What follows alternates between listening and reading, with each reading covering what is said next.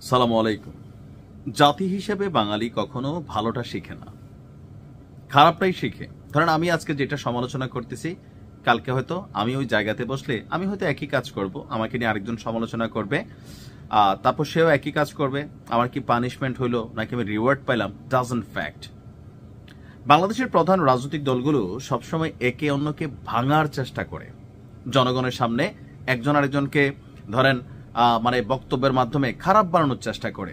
এটার একটা প্র্যাকটিস এবং আলাদা ক্লাস মনে হয় নিজেদের মধ্যে, যে দেখো আমার দলের অমুক নেতা, তুমি বিপরীত দলের সর্বোচ্চ নেতার নিয়ে কতটুকু গালি দিতে পারবা, কতটুকু বানায় বানায় কথা বলতে পারবা। এগুলা কিন্তু বাংলাদেশের ইতিহাস।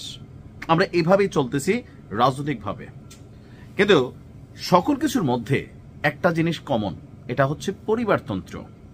আজকের দিনে বিএনপিকে ভাঙার জন্য আওয়ামী লীগ সরকার অনেক চেষ্টা করছে, বিকল্প বিএনপি হিসাবে অনেককে এখানে একটা টিম তৈরি করার চেষ্টা করছে, অনেক প্রলোভন দেখানো হয়েছে, অনেকে প্রলোভনে পাও দিছিলেন, আজকে তাদেরকে খুঁজে পাওয়া যাচ্ছে না। কারণ দিন শেষে বিএনপি মানেই শহীদ প্রেসিডেন্ট জিয়াউর রহমান, তারেক জিয়া, বেগম খালেদা জিয়া, বা পরবর্তী সময় ওনাদের জেনারেশন হবে। তদ্রুপ আওয়ামী লীগ মানে বঙ্গবন্ধু শেখ মুজিবুর রহমান, শেখ হাসিনা, শেখ রেহানা বা পুতুল জয় যারা আছেন তারা।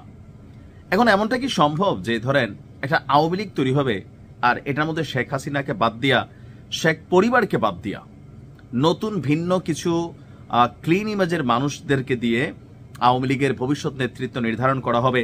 যে শেখ হাসিনার তো ফাঁসির রায় হয়ে গেছে, তিনি পলাতক আছেন, কার্যক্রম নিষেধাজ্ঞা আছে নির্দিষ্ট একটা সময় পর্যন্ত, তো নির্দিষ্ট সময়ের পর তুলে দিলে আওয়ামী লীগকে রাজনৈতিক কর্মকাণ্ড করার সুযোগ দেওয়া হবে। তো সেই কর্মকাণ্ডটা কারা করবে, সেই কারার জন্য নতুন একটা পরিকল্পনা আসছে সম্ভবত। আর এটা নিয়ে অলরেডি কিন্তু একটু আলোচনা মাঠে চলে আসছে। আলোচনার সূত্রপাতটা হচ্ছে সর্বশেষ আপনাদের খেয়াল থাকার কথা যে আওয়ামী লীগ সরকার পতনের পর অনেক এমপিরা গ্রেপ্তার হয়েছিলেন। এর মধ্যে সাবের হোসেন চৌধুরী, খুবই ক্লিন ইমেজের একজন মানুষ, তিনিও কিন্তু গ্রেপ্তারের পর পরপর জামিন পেয়ে গেলেন।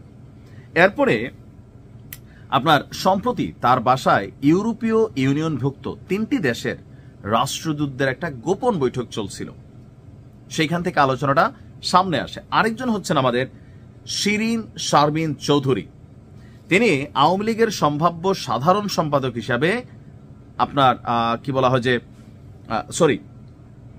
সম্ভাব্য সাধারণ সম্পাদক হিসাবে সাবের চৌধুরী ওনার নাম আছে, আর নাম আছে আমাদের আলোচিত নেত্রী নারায়ণগঞ্জের সাবেক মেয়র সেলিনা হায়াৎ আইভির নাম।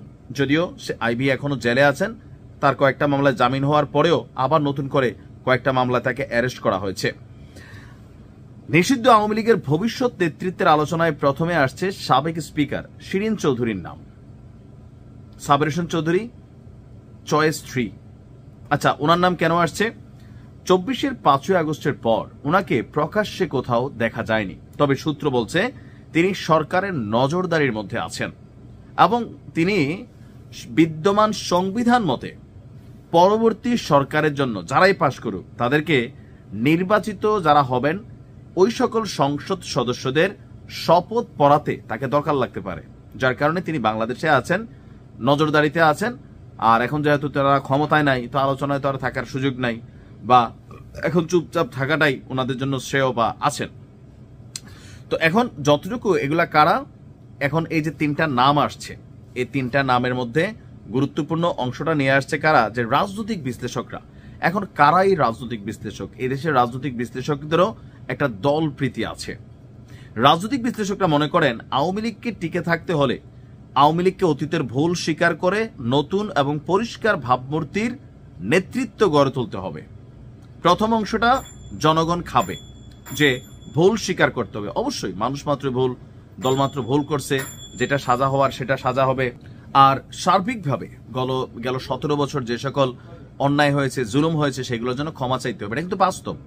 আওয়ামী লীগের নেতা কর্মীদের যারা মানে ডাইহার্ড ফ্যান ফলোয়ার আছেন, কর্মী আছেন, তারা এটা মনে না করলেও জনগণের একটা বড় অংশ কিন্তু এটা মনে করে, দলমত নির্বিশেষে।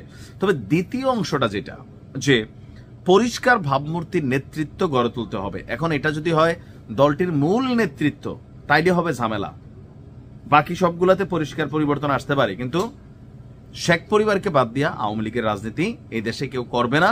আর যারা করতে চাইবে বিএনপির মতন, বিএনপিতে তখন ওই যে দুই নাম নিলাম না, আপনারা জানেন যে বাঘা বাঘা বিএনপির এক সময় লোক ছিলেন, 111-এর সময় কিন্তু এই খেলা হয়েছে, কিন্তু দিন শেষে তারাই কিন্তু বাদ হয়ে যায়, বয়কট হয়ে যায়, পালাই থাকতে হয়, যেটা মূল বিএনপি সেটা টিকা আছে।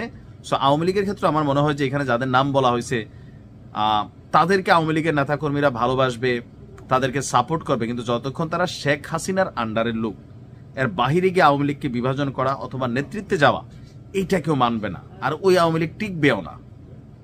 আর বিএনপিরও দেখেন, জাতীয় পার্টিরও দেখেন, পরিবারতান্ত্রিক যে রাজনীতিগুলা, জামাত শুধু এই ক্ষেত্রে ব্যতিক্রম। জামাতের নেতৃত্বে কে আছেন ফ্যাক্ট না, তারা একটা ইউনিট হিসেবে কাজ করে, কিন্তু অন্যান্য রাজনৈতিক দলগুলোর মধ্যে এই ইউনিট নাই।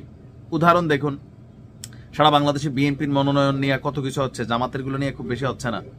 এখানে খুব সহজে কেউ প্রার্থী হিসেবে দাঁড়ায় না, তারা তাদের চেইন অফ কমান্ড ঠিক রাখে। কিন্তু বাকি রাজনৈতিক দলগুলো এগুলো পরিবারতন্ত্রের মধ্যেই চলে। সো যেই তিনজন নেতৃত্বের নাম আসছে, আমার মনে হয় না যে ওনাদের দিয়া আসলে আওয়ামী লীগকে রিফর্ম করানো যাবে। ভালো থাকুন, আসসালামু আলাইকুম।